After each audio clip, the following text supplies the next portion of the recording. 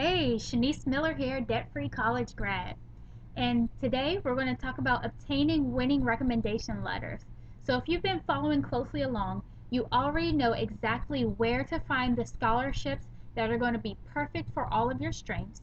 You know the scholarship application dues and even some of the don'ts. And you know how to write a winning scholarship essay. So congratulations, give yourself a pat on the back because we are almost through. You're right about to be finished with writing down everything that you need to know and also doing everything that you need to do in order to have your first completed scholarship application package. So congratulations. We have these last two sections to go and then we'll be all done. So today we're just going to talk about obtaining winning recommendation letters. And as I said before, it's one thing for you to say how good of a person that you are and to tell judges, and you do that through your essay. But it's another thing when somebody else says how good of a person you are. And that's exactly what the recommendation letter is for. When someone endorses you or tells someone else about your abilities, it gives you a lot more credibility than what you could do by yourself. So let's just jump right on in into obtaining winning recommendation letters. So some scholarship applications will require you to submit a recommendation letter as part of the application. And recommendation letters can really either make or break your application. Now, a really good recommendation letter can win you the scholarship money, but a bad recommendation letter can just disqualify you, could put your file right in the trash. Now, I used to think, as so many others do, that all you should do is just ask a teacher that you like or that you feel knows you pretty well to just write you a recommendation letter. Well, that's just how you would get an average recommendation letter unless that teacher is like just really great at writing, like an English professor, or unless the teacher is just a really nice person. They might come up with or have written recommendation letters in the past, so they know exactly what to write and they'll write it for everyone. Now, I remember asking a few teachers to write a recommendation letter for me. I didn't really know how to approach them. I would just say, hey, would you mind writing this recommendation letter for a scholarship application? And then they would just go off and write whatever they thought was perfect for me and then would send it back.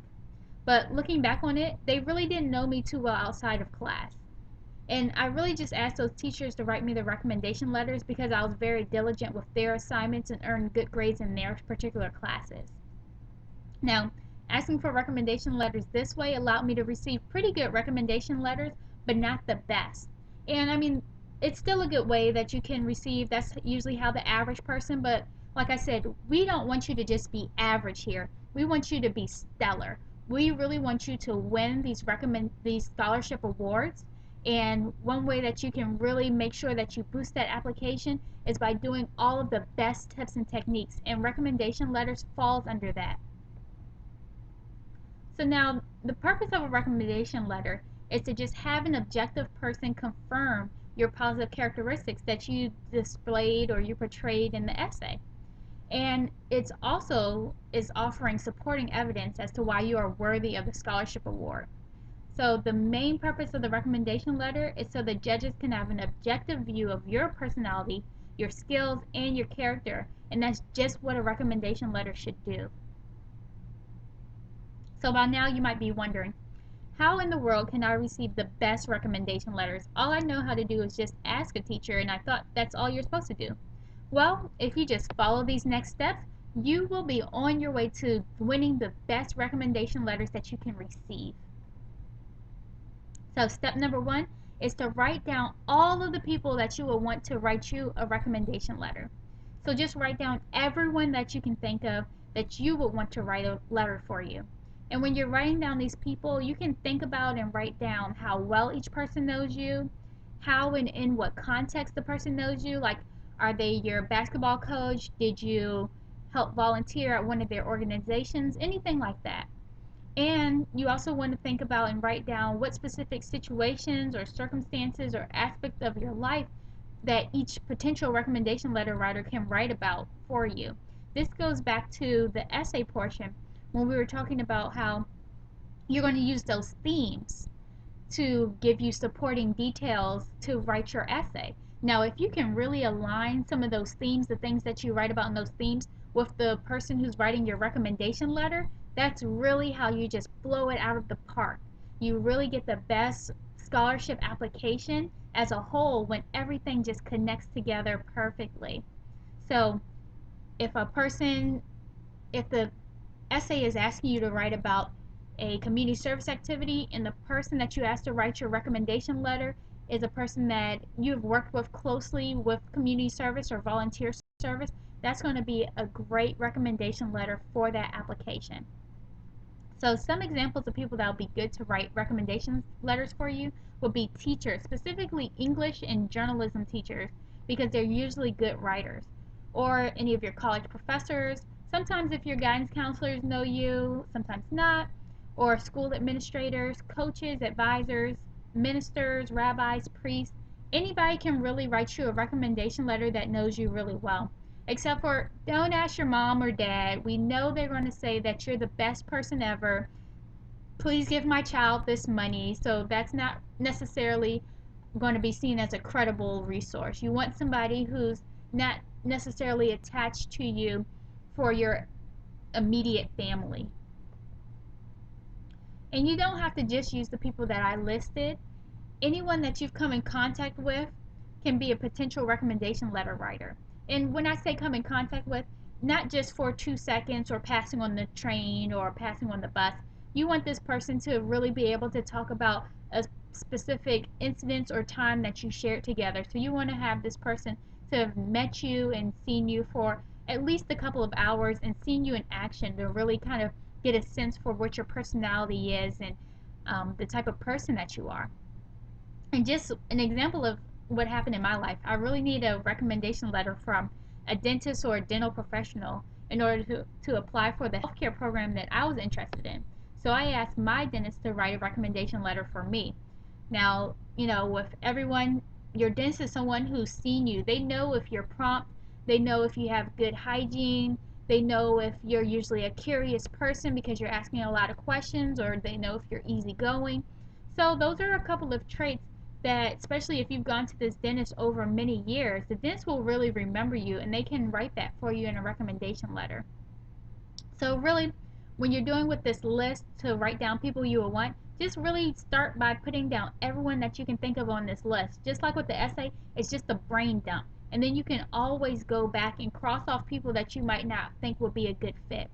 You don't have to request a recommendation letter from everyone that's on your list. This is just to kind of get your mind flowing with who you would like to write you a recommendation letter and who maybe you wouldn't want you to write a recommendation letter.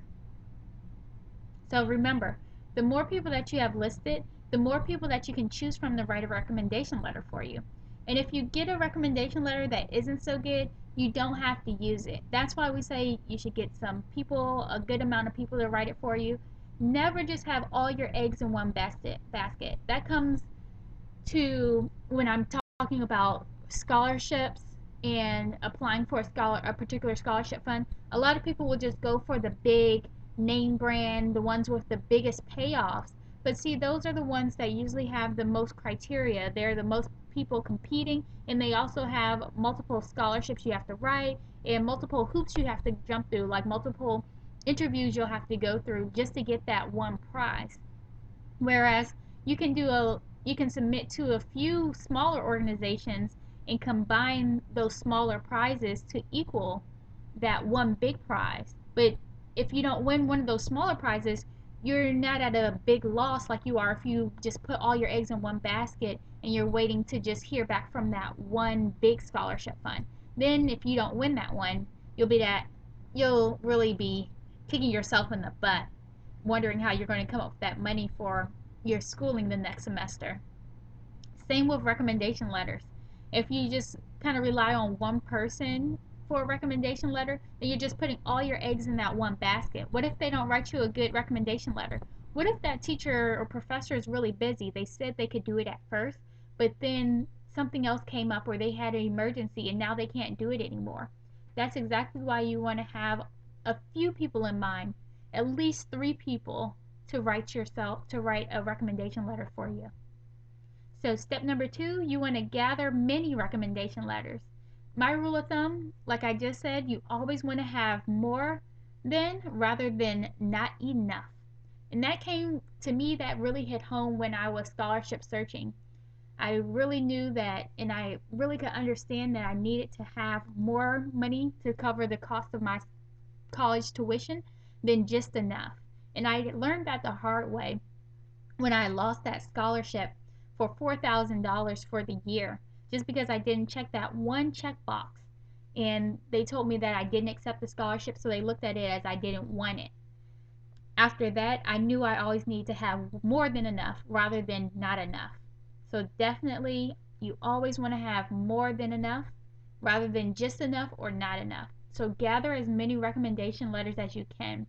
And having more than enough recommendation letters allows you to choose from which one, and you can pick the best recommendation letters to use for your scholarship applications. So after you get more, you can say, oh, okay, this professor wrote me an average recommendation letter. This professor wrote me a stellar recommendation letter. And then this teacher wrote a great recommendation letter, but on this particular topic, like my community service skills. So sometimes a recommendation letter might not be as strong as you hoped it would be from a particular person. And maybe the person just didn't have enough time or have the writing skills to write a really good recommendation letter. That's why you want to gather more rather than less. So once again, always, always, always have more than enough rather than not enough so you can choose the best ones and then you can submit the best ones to the scholarship committees. Now, scholarship applications want the recommendation letters to be included with the scholarship application usually. Sometimes there are exceptions to this rule, and they will definitely tell you if they want the recommendation letters to be sealed. That will be specified in the scholarship application. So since they usually have recommendation letters included with the application, you're able to review and evaluate the recommendation letters before sending them to the scholarship judges, meaning that you can read them, you can see what a teacher wrote about you, and you can pick if that's a letter that you want to include or not. So definitely think about that before you submit your application. Also, the people that you ask to write the recommendation letters will know you from different situations, so they'll have different perspectives on you. This is another reason why you should ask different people, multiple people, to write a recommendation letter. This will show the scholarship judges many different aspects, characteristics, or personality traits that you possess. So just to kind of give you an example of what I mean, you might have asked your basketball coach to write you a recommendation letter, and that basketball coach might be able to discuss your leadership and teamwork skills, whereas your English teacher might be able to discuss your attention to detail and enthusiasm for learning new concepts. So you see, two different characteristics that those are four different characteristics that two different people can tell the scholarship judges about you. And then those characteristics can go along with whatever you said in the scholarship essay. Remember, a lot of times the essays are asking you to describe your characteristics or describe something about yourself. So if you have somebody else that can say those same or say similar characteristics to the ones that you talked about yourself, that's going to be really great. It's going to be great credibility that you're showing. It's also good to have many recommendation letters because some recommendation letters might apply more to a specific scholarship application than others. In this way, having many letters to choose from will allow you to choose the most appropriate recommendation letter for the specific scholarship application that you're applying to. It will also allow you to pick a letter that will best complement the essay that you wrote for the application. So, just as an example, the scholarship application might ask you, what ways do you give back to society? And a person that supervised you when you were doing community service or volunteer work might be a great resource to write a scholarship recommendation letter for you. And they also might have written a great recommendation letter for this particular scholarship application. And in this situation, the basketball coach's recommendation letter might not fit as well as the community service supervisor's recommendation letter would. So really think about that when you're gathering those. And always remember, you can request a recommendation letter and then decide later if you want to use it or not. And this way you will always be able to maximize your chance of winning the scholarship award. Having more will also prevent you from having to rush or scramble to get a particular recommendation letter at the last minute and possibly missing a scholarship deadline. So definitely think about that. Now, tip number 3 is to build relationships with recommendation letter writers. Now, in steps 1 and 2, we talked about making a list of potential recommendation letter writers and gathering a lot of recommendation letters. Now, for people that know you very well, you can request a recommendation letter immediately. But what if you don't have too many people to list for your recommendation letter writers? Maybe you're a person who kind of keeps to themselves, or you're only you weren't participating in a lot of sports or activities, or maybe you just don't know too many people that know you very well. Now, this is when building relationships with recommendation writers comes into play.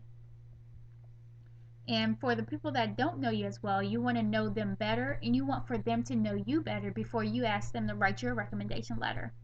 The reason behind this is that people that know you well will be able to write you a great recommendation letter that's tailored specifically to you. And I'm also going to share with you a couple of tips I learned how to make sure that you get your recommendation letter writers to tailor recommendation letters specifically how you want them to write them. So just look out for that in the upcoming slides. So when they give you a recommendation letter that's tailored to you, it won't just be an okay or general recommendation letter that can apply to anyone. It will apply only to you because they know you personally. So usually when someone writes you a recommendation letter, you don't ask them to write a whole new one or to update it or to alter it. Now, there's a reason why you should get to know a person very well before that's a reason that you should ask to get to know the person very well before asking him or her to write a recommendation letter for you. You can't say, "Oh, the recommendation letter kind of sucked. Can you rewrite it again?" It doesn't quite work like that. You kind of get like a one type of shot, and then you should be really appreciative that they sat down and took the time to write the recommendation letter for you. Or maybe you wanted them to include something else later on after they already wrote it for you. It's kind of rude to ask them to just update it or alter it unless you're updating something simple like the scholarship person's name, the scholarship committee, or the scholarship fund. Like simple facts like that, no one really minds, but when you're asking them to kind of rewrite it, then it's not the nicest thing that can happen.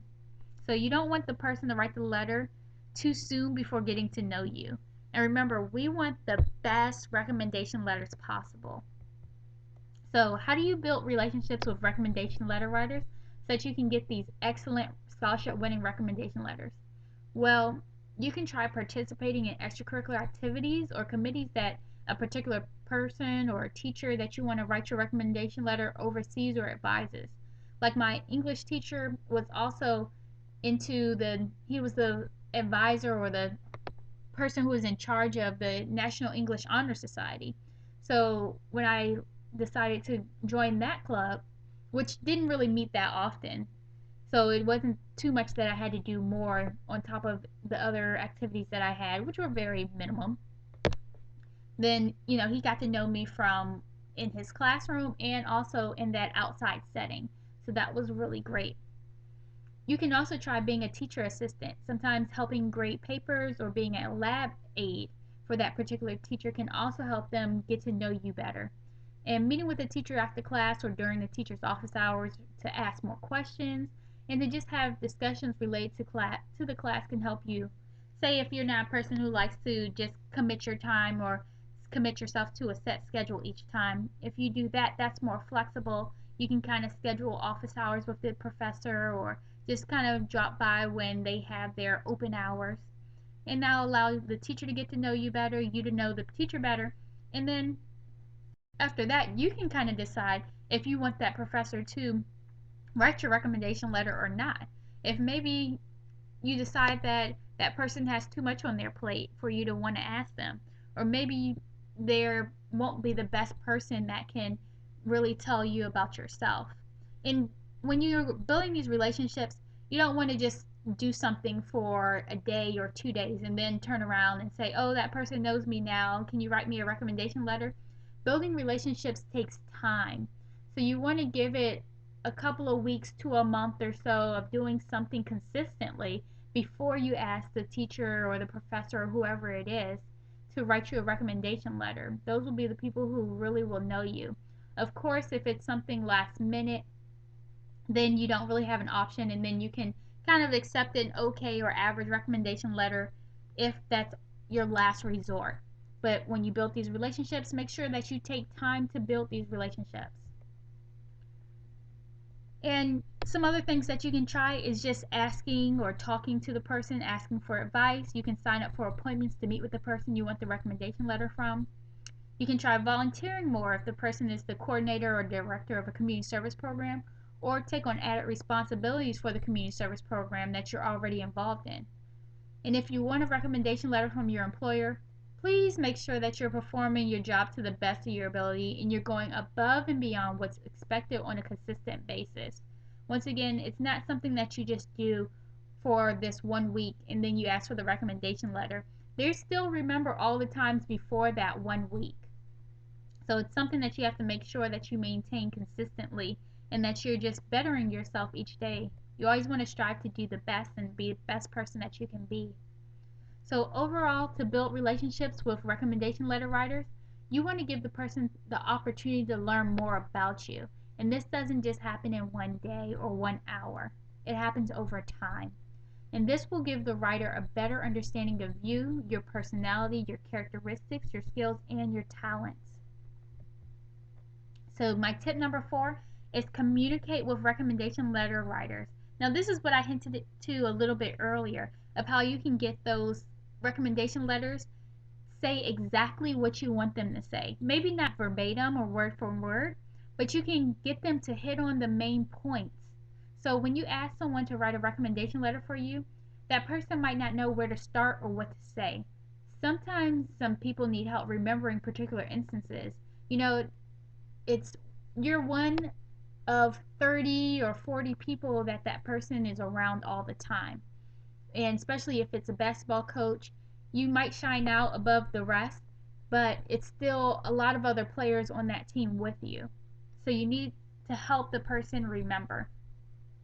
And you need to help them remember in order to get the best recommendation letter possible. So you can help the person remember and you can guide the direction that the recommendation letter will go by providing the recommendation letter writer with a written summary of your activities, any of your awards, your honors, achievements, and goals.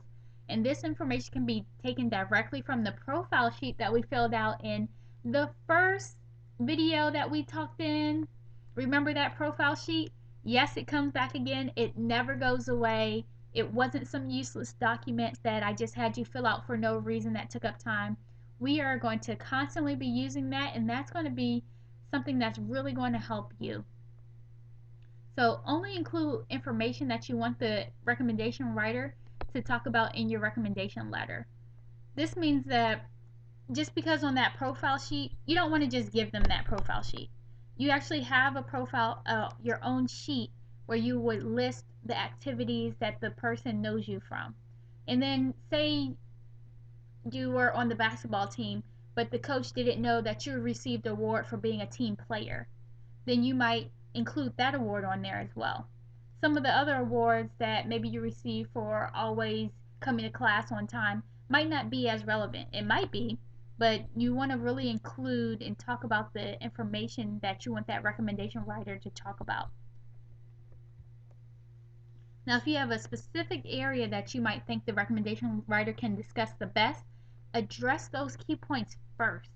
So keep your summaries of your activities, awards, honors, anything like that to a maximum of 2 or 3 pages. I'll say really just you only want to do 1 page or half a page. Make it easy for the teacher to write the recommendation letter. Don't overwhelm them with a whole list of stuff that they can write about. Really just give them a nice summary and then they can just go from there. If they really know you well, then you don't have to write all of those things. Just give them some stuff to jog your memory. Recommendation letters aren't really long either. They're not 6-page essays or 3 pages. Usually they're a nice page. Maybe sometimes 2 pages, but most of the time they're only 1 page. So you only have to give them summaries of that 1 page of your activity or award that they know you from best. You don't want to overwhelm the person doing the recommendation letter. You just want to help them. And also, adding a cover letter before the summary of your activities and awards can also help with obtaining a great recommendation letter. Now, the cover letter will include some information about the specific focus of the scholarship program that you're applying to. You can write this, or you can do it kind of generically so that you can use it for other scholarships as well. Now, one thing I've seen some people do was they would take a flash drive and have the professor or the teacher, whoever they have, write the recommendation letter, give them an electronic copy. That way that, and they told the teacher up front that they wanted to use this recommendation letter and just personalize it for each scholarship committee. But instead of having the teacher do the work, they would go ahead, print it off on that letterhead after they changed the name for each scholarship committee and the person that it's supposed to be addressed to, and then just have the teacher quickly look over it and sign it. Now, to me, that seemed like a lot of work, so I kind of had them just write like a "to whom it may concern" or "dear scholarship committee," and didn't include those personal details. And that worked really fine for me. But if you want to go after those really competitive scholarships, then you might want to think about doing it that other way by really making sure it's personalized and only towards that one scholarship committee, because that's really going to help you stand out. Now, the cover letter will also include the theme or certain characteristics that you're discussing in the scholarship essay or application. So that the writer can reinforce these themes and characteristics. It goes back to the our last section on essay writing and our themes, so that we can tie it all in. Now, the cover letter will include specific points you might want the writer to talk about, and it should also include your personal thank you for agreeing to write the recommendation letter. Also, the cover letter should include the time that you need to receive the letter by and any specific directions that the application letter requests. So sometimes the application letter might ask you to address the letter to a specific person or to talk about a specific topic. So definitely include that to make sure that the writer can stay on task and stay on topic, not really veer or give you something that they think that is what you wanted them to write about when actually that's not what you wanted them to write about. So adding a cover letter will help give the writer enough information to make the process of writing you a recommendation letter easier and less time consuming. It can also help them remember circumstances to talk about, and it will let the writer know about some of your achievements that maybe that writer didn't know about before that person forgot. And it will also give the writer an idea of what to write about and what the scholarship judges are looking for. And it can also help you to steer the recommendation letter in the way that you want to steer it down. So I love using the examples because I really feel like they help. They can give you an idea. If I just said write that cover letter, then you'll be like, where do I start? What do I say? So here's an example of a recommendation cover letter. So you'll say, dear, and then you just put the teacher's name. Thank you so much for agreeing to write this recommendation letter for me. This letter is going to be a part of a scholarship application that I'm submitting to enter, and you can put in the scholarship's name. Then you might want to discuss the purpose of the scholarship. This program seeks to award scholarships to students with a passion for community service and helping others. And then in my application for the scholarship, one of the important areas that I'm highlighting is, and that's when the essay comes into play, where you're talking about either your leadership skills, your determination, how these have made a positive impact on other people in the community, and then insert how you know the person, my English teacher, my community service leader on the project for feeding the homeless. I thought you would be an excellent person to comment on these aspects. So you can enter the scholarship's name, pay special interest to activities and projects such as, and then you can list them bullets or number format, the particular projects and activities that you've been a part of that you want the recommendation writer to mention, like your after school tutoring program that you've been involved in for the past 2 years.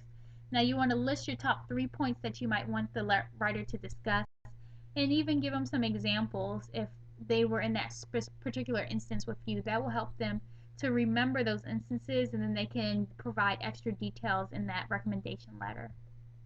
So I've included a list of my activities or my awards or my projects directly related to, and you can insert the purpose of the scholarship fund, like community service and teamwork. And I would deeply appreciate it if I could obtain the recommendation letter to include with the rest of my application in 2 weeks.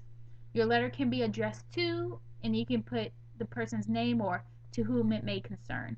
Now, doing this is going to make it so easy because they're going to know exactly who to write it to, what you want them to say. You've already given them an outline. So you've pretty much outlined the recommendation letter for them. You know what it's going to say, they know what it's going to say. It's going to be easy and you're going to get exactly what you want this way. So you can say, "Thank you so much for your time and consideration. I really appreciate your efforts and am especially grateful for all of your help and guidance. And if you have any questions or concerns, feel free to contact me at," you can I would usually enter my phone number and my email address. Sincerely, the person. Your name. So tip number 5, make it as easy as possible. Now, doing this cover letter is really going to make it easy. So definitely that's not a step you want to skip. I know it seems like a lot of work, but in the long run, if you maybe do that for 3 people or 4 people, it's not that much work at all. And it'll definitely help the quality of your recommendation letter. So make writing recommendation letters easy for you and the recommendation writer. You want to be able to use one recommendation letter for many different scholarship applications and even for your college applications too. So yes, this doesn't have to stop at just the scholarship applications. You can use it for your college applications or for other applications as well that might ask you for a reference. And you can also make alterations each time to customize the recommendation letter to each scholarship application. Now that can be a lot of work. Like I said before, some people use the flash drive so that it wouldn't be so much work on the recommendation letter writer. And that's exactly how you can make it easier for the both of you. Have the recommendation writer email you the recommendation letter and give you a hard copy as well. You can explain to the person that you really like the recommendation letter that the person wrote and would like to use it for other scholarship applications as well. Tell that person you just want to change the names of the person that the application is addressed to and the scholarship's name in the letter and any other scholarship specific information to the information that applies to the new scholarship that you're applying to. Like I said, I didn't use this particular tactic. I just had them write to whom it may concern, and they wrote that one scholarship letter, just made it really good and to my liking. And then after that, I just made copies so I wouldn't have to keep asking them each time. So make copies of everything. It goes back into application do's and some of the don'ts. It all repeats. So you never want to run out. When I got down to like the last copy of my recommendation letter, I would just make more copies so that you can always have some on hand. And then you can print out the recommendation letter after they agree to that, have the writer look over it and sign it so that you can send it off. Now that was one way of doing it. Like I said, I didn't quite do it that way. I just made the copies because that was quickest. Sometimes I would be really diligent about scholarship searching. Sometimes you might find a scholarship at the last minute. You don't have time to run and keep asking them for different copies. So definitely, if you have that one hard copy that's already signed, make some copies of that. Make it easier on yourself. You don't have to do a whole lot of work. Or making it personal, like I said before, if you're doing a really competitive scholarship fund, really make it personal, and that can set you over the top. And how do you know if you have a good recommendation letter? So now if this is your first time asking for a recommendation letter, you don't really know what to expect. I know that I didn't. So how do you know if it's a good letter or just an okay letter? Well, good recommendation letters are written by people that know you.